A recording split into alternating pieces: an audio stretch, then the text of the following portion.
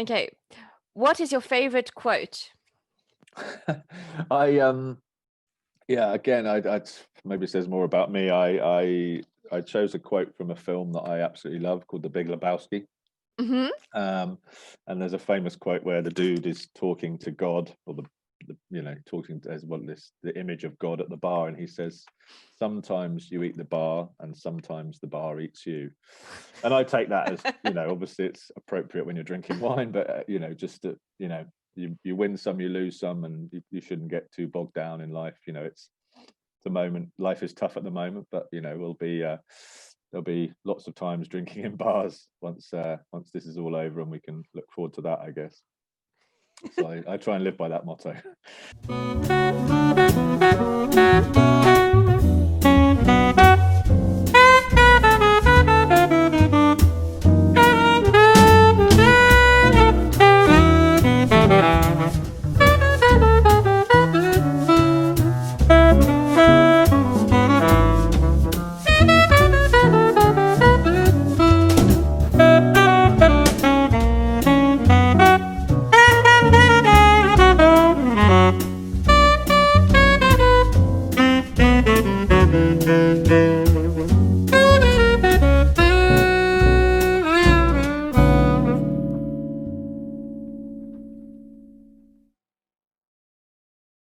Good morning. Can you hear me? Hi, Sophie.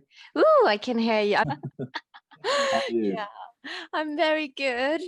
Red wine in the morning, hey? Let's make a Yes. Yeah. change. No, I guess it's never too early. Cheers. I know, cheers. Yeah. Yes, normally champagne breakfast is my preference, but red wine and your red wine is actually really, really good. I like it. Well, welcome to the Wine Drinkers podcast, and there are two rules. The Okay. first rule is to have a sip after each answer, and I Right. have a sip after each question. Okay. Okay. And the second rule is quick answers. Okay. Okay. Quick fire. I'm ready. Cool. So, number one, you are a development manager for a family wine merchant. Could you explain your role in a couple of sentences? Whoopsie. Wine. Yeah. So essentially, yeah, it's just to try and get new customers for Ellis, my Hmm. employer, and sell more of these fantastic wines across the sort of southwest of England. Okay, perfect. Cheers. It's good you haven't forgotten your sip. I'm Hmm. proud of you. What are the two most challenging parts of working as a business development manager? See, starting already, hey?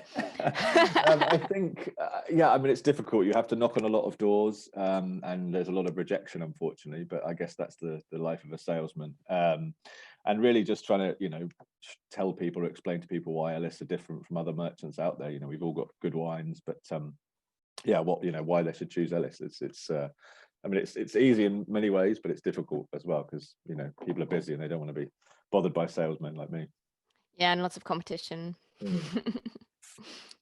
Exactly. Can you tell me about the wine you sent to both myself and Mr. Mandela? Yeah, so this is the Strandveld Vineyards. Sorry, my Mhm. camera. Hopefully, you can just about see that in Yes. in the Southern Cape of South Africa.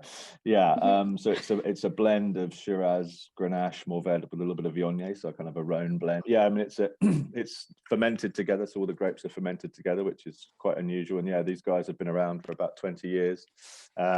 This area is at the very sort of southern tip of South Africa, really. Mhm. Very sort of maritime climate, lots of cooling winds, which kind of keep the wines really fresh with great acidity. And yeah, I mean, this has had a little bit of barrel age, about 18 months in barrel. But yeah, it's just like really rich and gamey and meaty. And yeah, you can kind of just imagine having it with a braai on the beach in South Africa. Rather than cold and miserable England at the moment, but there you go. Oh, look, it's sunny here. Mm. And it's approved by Tim Atkin as well. Yeah, I mean, they've had great success with the critics. Multiple gold medal winning wine. This is their kind of top cuvee, but they make a Mm-mm. lot of. They're also a Sauvignon Blanc specialist. Conrad, the winemaker there, yeah. So I mean, the climate and the soil is really well suited to Sauvignon Blanc as well. So they make kind of really fresh, kind of grassy, herbaceous Sauvignons, sort of early drinking, but they also do some oak aged ones as well. So yeah, they're a really fantastic producer, really invested in biodiversity and kind of sustainability. So yeah, there you go. That was Cool. not a short answer, sorry. It's my fault. I keep butting in and asking for more, so you can blame it on me. Yeah. Oh yes, did you take your sip? Yes, you did. I Didn't did. you? Yeah. Gotta get me drunk. What is the most fun thing you have ever encountered while working in the wine industry? I think, I've been very lucky to travel and meet new people sort of Mhm. across Europe and Argentina and South Africa. So yeah, I mean, I think really it's exploring new places, meeting the people and the characters behind the wine, because they're these real sort of artists, the winemakers, sort of creating something really special and unique wherever they might be in the world. And is there a particular fun moment that you remember specifically? Yeah, I mean, we had I took some customers to France recently, and we had a very sort of fun tasting in the vineyard, which kind of got a bit out of hand and ended up in a bit of a pool party with the customers and the Ooh. winemaker. Yeah, it was just a lot of yeah, a lot of fun, I guess. Nice. Too much red wine for sure. Is there ever too much? Not sure. Yeah, maybe. Yeah, there is. Maybe at actually. 11 o'clock in the morning. Yes, no, that's true. Okay. If you could drink wine with two inspirational people from anywhere in the world, dead or alive, who would they be? So I thought about this. I mean, I'm pretty laid back. I guess I like a laugh. So there's a couple of comedians that inspirational. I guess I like their attitude. They make me laugh. So I went with Ricky Gervais, Okay, and cool. Larry David. Okay. The creator of Seinfeld and Curb Your Enthusiasm. Yeah, just huge fans of theirs. And whenever you sort of see them being interviewed and you hear their sort of attitude to life is really it's encouraging, I guess, as I say, just a happy Oh, attitude. that's cool. I might have to try and get them onto my podcast then. I know Ricky Gervais, he's a real keen wine man. So yeah, I'm sure Okay. some wine, he'll be keen. I'm going to put him on my list then. Could you recommend two of your favorite places to drink wine in London? Yeah, I mean, two quite different ones. I mean, Noble Rot, I sort of got to know quite recently through a friend. Yeah, their wine list is just incredible. I think, so well put together, some fantastic, really interesting wines. And the other one was Gordon's Wine Bar, by Embankment Tube Station. Very different sort of experience, but yeah, just so cool, like cozy, sort of downstairs and these sort of little nooks and crannies, and they have a great wine list, really good sherry if you're a sherry fan. And yeah, like a deli inside as well. So they have great cheese boards and meat platters. So yeah, definitely those two to check out. Cool. Yeah, oldest wine bar in London. So yeah, it's Yes. super cool. One to check out. What is the best thing about working in the wine industry? I think for me, it's a combination of certainly the people, the characters. I think I've been very lucky to sort of make new friends and meet new people from all over the world, from Europe and Asia and wherever. But also, you're always learning. I think someone like the Masters of Wine, Tim Atkin, or any other sort of master of wine, really. I think they're always learning. You're always sort of trying new wines, and especially now there's lots of sort of rediscovering old techniques of winemaking, which is really exciting, I think. So you're always learning. Yeah, Tim is on my podcast as well. So yeah, Yeah, I have to listen to him. I will. I definitely will. I sing with him as well. So okay. yeah. You're not going to make me sing today, are you? We could do. Yeah, maybe. Why not? Yeah, I'm not sure. Let's just drink red wine instead. Your sip. Oh yeah, sorry. Did you see my headphones keep coming out as well? It's just continuously this morning. It's like boom, boom, boom. Oh, goodness me. Would you like to tell me a little bit about Ellis Wines, the company you work for? So yeah, we are a family-owned wine merchant. Have been going nearly 200 years. Still run by the three Ellis brothers. And they used to have sort of wine shops back in the 80s, or that's how they sort of started off. But now we're just a merchant that sells to the on-trade, so pubs and restaurants and hotels, that kind of thing. Based in just outside Richmond. And yeah, they as I say, we focus mainly on the sort of southwest, I guess, and central London, but we have a couple of people that work in the north of England as well. Yeah, I used to use them as a customer before I started working for them. So yeah, really great company, fantastic wines, very sort of personal, sort of family ethos. So yeah, they're really highly regarded, and yeah, they're really good company to work for. What are your thoughts on ethnic diversity in the wine world? Um, yeah, I think, to be honest, I think this is obviously a hot topic at the moment, across all sort of industries and life. Yeah, and I think the wine industry is hugely guilty, I guess, of not being particularly diverse. I think the sort of classic red trouser brigade, as they would be called, it's a bit of has, I think, in the history. When I joined 5 years ago, a bit of sort of an old boys club. But I think that, thankfully there is change, with some really more sort of modern wine companies and importers. So I think it's really important, the more we can do to encourage, a much more diverse workforce, the better, because it only will improve the industry for everyone, for our customers, for the winemakers, for the general public. Yeah, I think it needs to work a lot harder to improve diversity. Absolutely. I'm checking on you to see if you don't forget Sure. your sip. Very good. I need to open another bottle in a minute. Okay, you told me you love a bit of humor. So can you Yeah. tell me a wine joke, please? Oh, God. What do you call a wine that is an anti-diuretic? I don't know. Pinot Noir.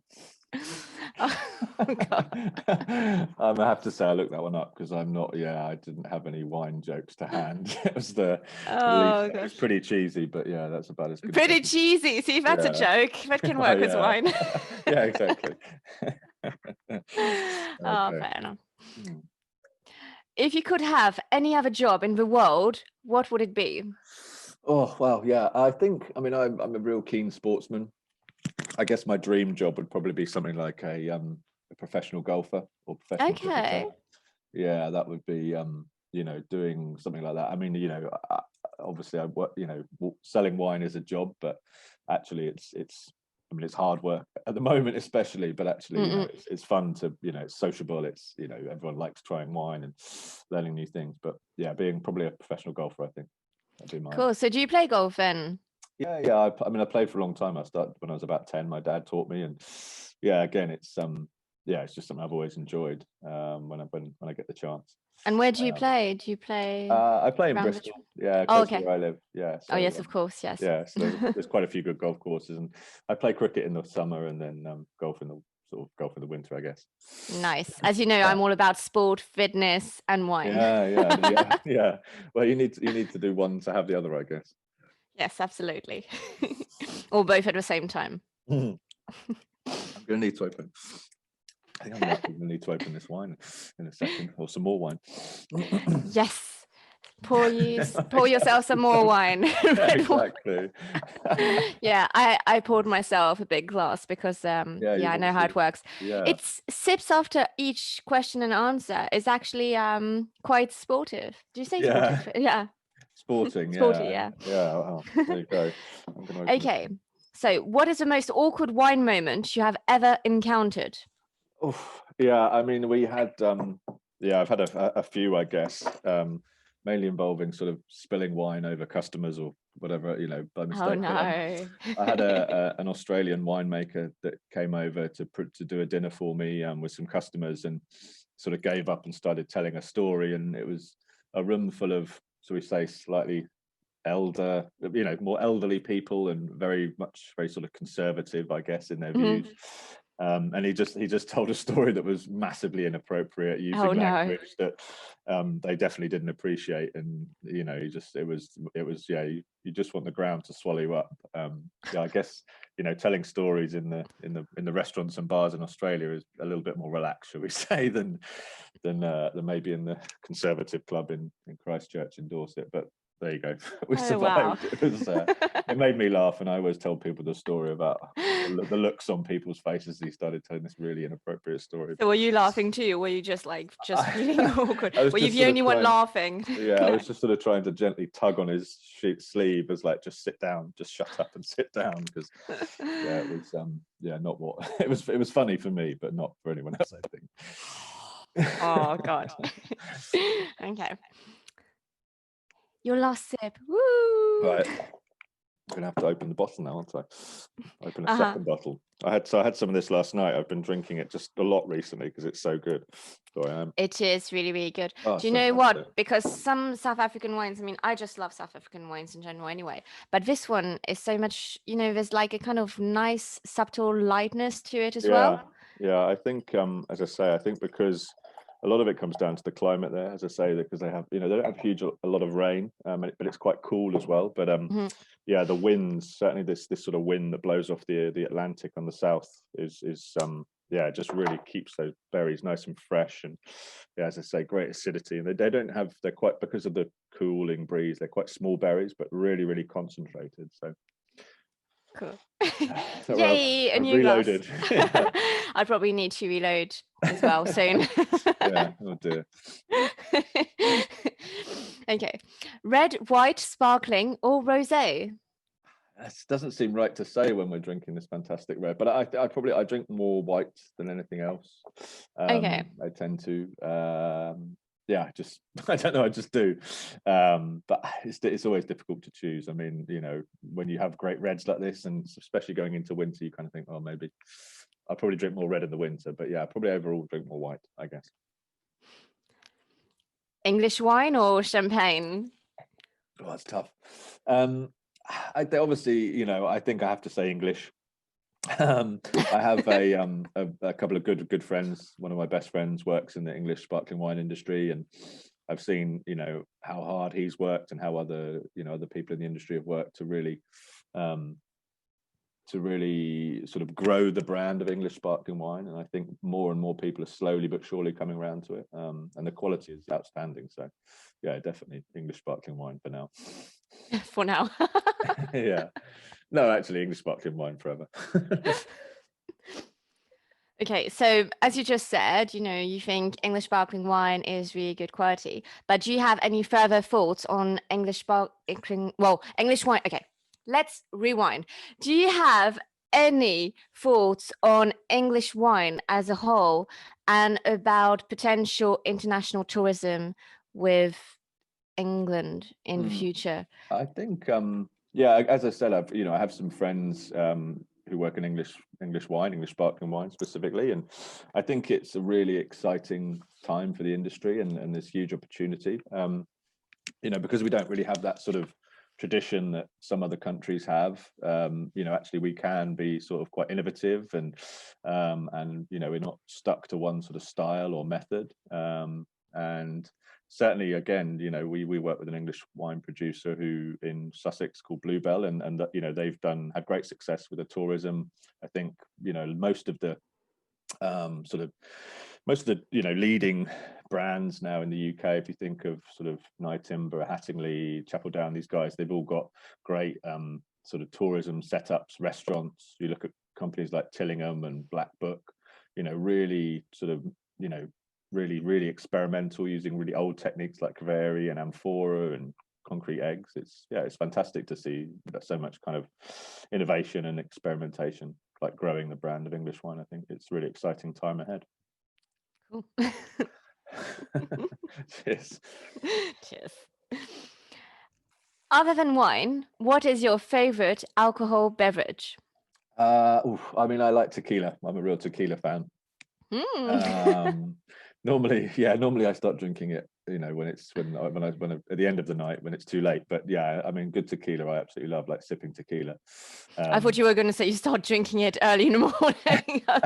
Yeah, well, that's why I've already had a couple of tequilas actually. Oh no. Yeah, I've already had a couple of tequilas now just to get warmed up. Yeah, no, I love tequila. Yeah.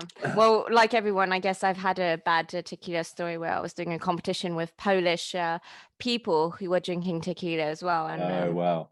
stubborn me was like, yeah, no, I can drink more than you. And then I was like, oh no, never again. It always ends badly. No, I went, a friend of mine, not with tequila, but I married a Polish lady, and we went to the wedding in Poland, and yeah, just drinking nothing but vodka for straight vodka for 2 days. It was quite the experience. Yeah, exactly the same. You know, we sort of think, oh, we'll show the Poles what we can do and drink them at their own game. But yeah, it's always going to end badly. Did you try in Poland those chocolates where you've got like a whole shot of vodka inside? Oh no, really? No. Yeah, I had one. I went to a bank. They gave me a chocolate. I opened it, had it, and I was like, ah! Wow. In the bank. Yeah, I don't know what kind of bank I went to. Maybe I went somewhere I wasn't supposed to, but I'm sure that's going to help with your money management, just getting hammered in the bank. Maybe that's their strategy, I don't know. Absolutely. Your sip? Oh, right, sorry. What are your thoughts on wines available in cans?